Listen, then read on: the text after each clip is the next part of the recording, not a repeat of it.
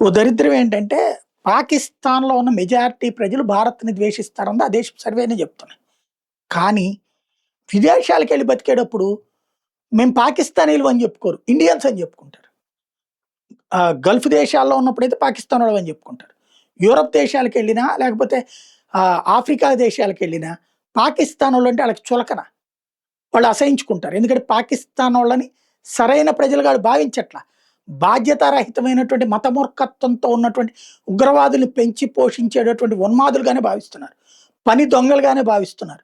దాంతో ప్రపంచంలో ఎక్కడికి పోయినా సరే మేము ఇండియన్స్ అని చెప్పుకుంటారు. చివరికి ఈ దరిద్రుల వల్ల మన పరువు పోతుంది. వీళ్ళు ఇండియా రెస్టారెంట్‌లని పెట్టుకొని నడుపుతుంటుంటారనమాట. ఇప్పుడు అదే పెద్ద చర్చకి తావిస్తుంది. ప్రపంచంలో ఉన్నటువంటి ఇతర దేశాల్లో ఉన్నటువంటి ప్రజలు అదే అడుగుతున్నారు. హిందువులు అదే అడుగుతున్నారు.